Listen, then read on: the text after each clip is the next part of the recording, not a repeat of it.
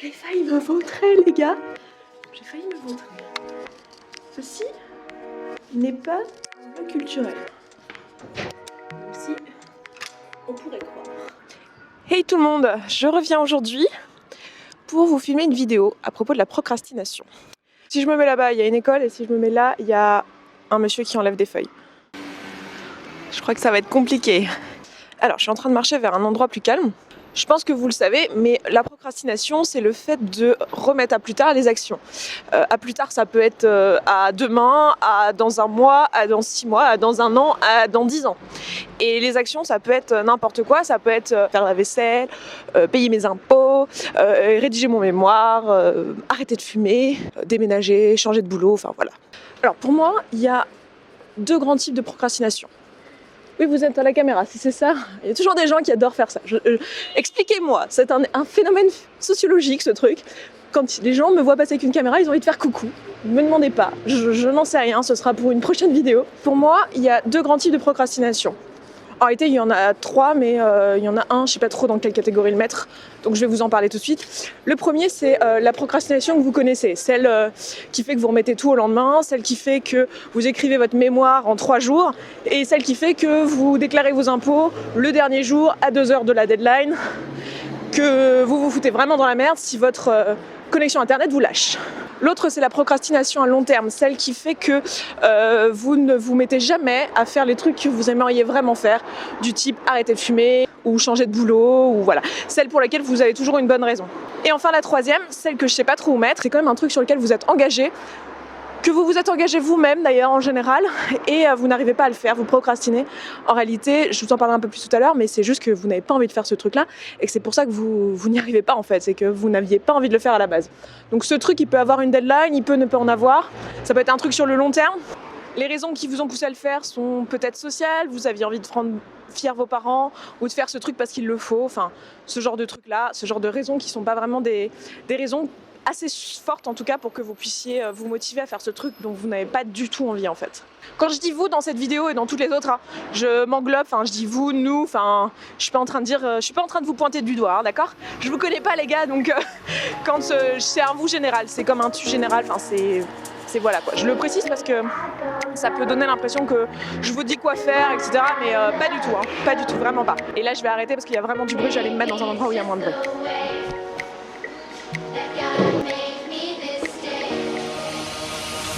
Voilà, je me suis mise à un endroit plus calme. Je vais continuer sur ce que j'étais en train de vous dire. Alors, pour beaucoup d'entre nous, la procrastination, c'est le truc classique. Vous savez, vous avez un truc à faire, un truc que vous devez faire, qui est un peu pénible à faire et que vous remettez au lendemain, que vous ne faites pas maintenant. Donc, vous cherchez une distraction pour ne pas avoir à faire cette chose-là. Donc, vous vous retrouvez à faire des trucs qui n'ont absolument rien à voir. Du genre traîner sur Wikipédia, traîner sur Google Maps, à regarder des séries, bref, à faire des trucs qui ne sont pas le truc que vous devez faire. En général, ce truc-là se termine assez simplement, c'est-à-dire qu'on a une deadline, on a une date butoir, un truc qui fait que de toute façon, on ne va pas pouvoir procrastiner sur ce truc-là pendant des années et des années, parce que si c'est pour les cours, vous avez un examen, si c'est pour payer les impôts, vous avez une date butoir, voilà, il y a toujours un truc qui fait que.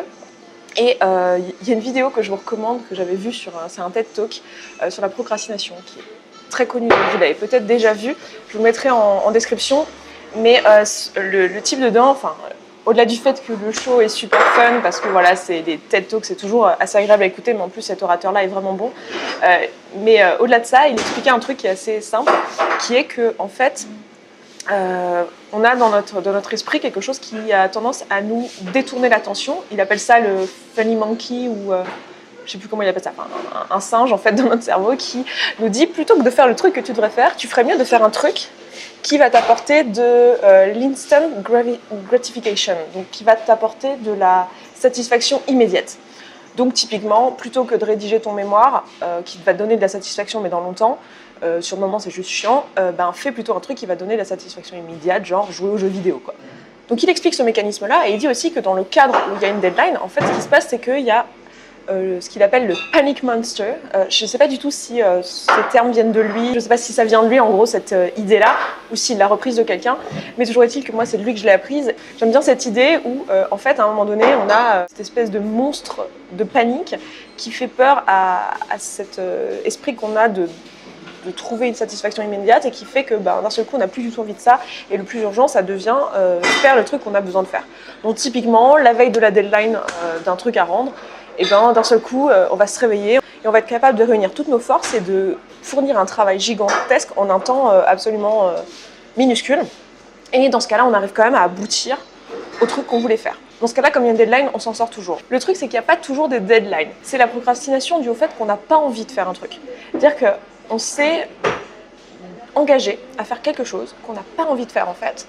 Du coup, on procrastine dessus. Mais on ne se rend pas forcément compte au moment où on procrastine que c'est parce qu'on n'a pas envie de le faire en fait. Genre typiquement, vous avez accepté d'aller à une soirée chez des potes, mais en réalité, vous n'avez pas envie d'aller à cette soirée-là. Du coup, quand il vient le moment de s'y préparer, en fait, vous traînez, vous vous mettez en retard parce que en fait, vous n'avez pas envie d'aller à cette fichue soirée. Ce qu'il y a de commun dans les deux types de procrastination que je viens de vous donner, c'est que dans les deux cas, en fait, c'est quelque chose qu'a priori on n'a pas envie de faire. On n'a pas envie de faire sur le moment parce que soit parce qu'on n'a pas envie de le faire tout court et qu'on s'est engagé à faire un truc qu'on n'avait pas envie, soit parce que c'est pénible.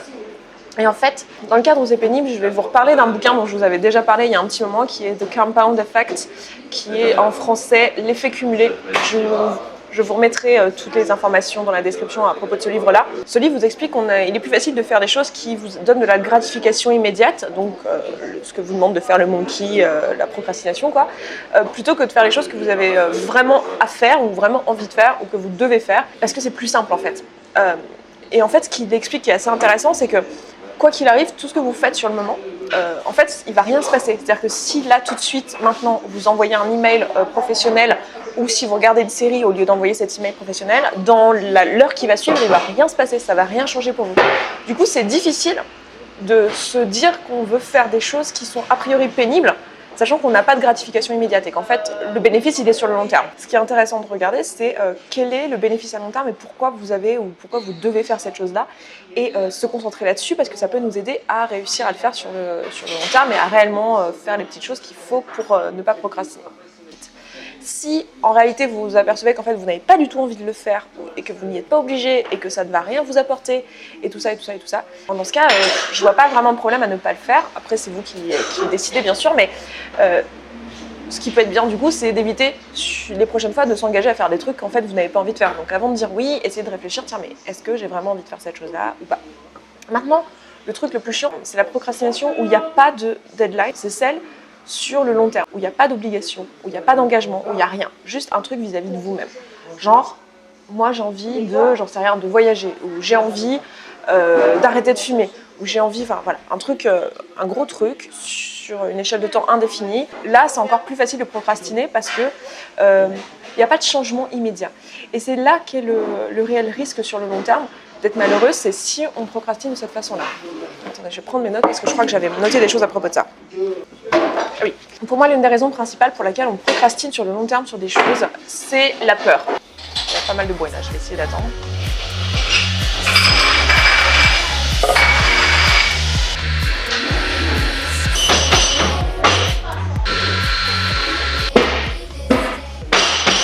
Pour moi, la raison principale pour laquelle on procrastine sur des choses sur le long terme, sur des trucs qu'on a envie de faire sur le long terme, c'est la peur. Alors, je ne sais pas si c'est la seule, mais pour moi, c'est la principale. C'est-à-dire qu'on va trouver tout un tas d'excuses pour ne pas faire les choses maintenant, pour les repousser, pour dire qu'elles sera plus approprié de le faire plus tard. Et en réalité, ce qui se cache très souvent derrière ça, c'est juste la peur de le faire maintenant. Parfois, c'est la peur du changement. Parfois, c'est la peur de ne pas y arriver, la peur de l'échec. Tout un tas de types de peurs. Je pourrais très bien refaire une vidéo sur la peur prochainement, même si j'en ai déjà un petit peu parlé dans une vidéo précédemment. Mais voilà, pour moi, c'est ça qui se cache derrière. Je ne saurais pas quel conseil précis vous donner pour arrêter de procrastiner. Je ne pense pas qu'il y ait de recette miracle, mais lire ce bouquin, ça peut vous aider. Je vous mettrai aussi quelques références en barre d'infos de TED Talk et de choses comme ça. Mais pour moi, ce qui est intéressant en tout cas, c'est de se poser la question pourquoi on procrastine sur certaines choses.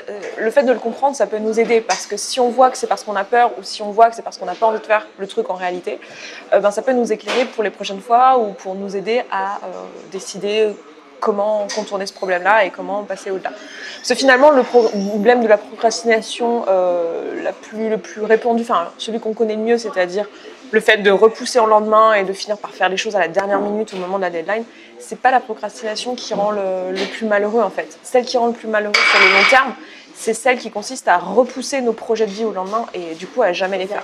Donc voilà, je vais m'arrêter là pour cette vidéo, ça aurait été assez épique. Et puis je vous embrasse, n'hésitez pas à me dire toutes vos pensées à ce sujet-là en commentaire, complétez ce que j'ai potentiellement pas dit, donnez-moi votre avis, etc.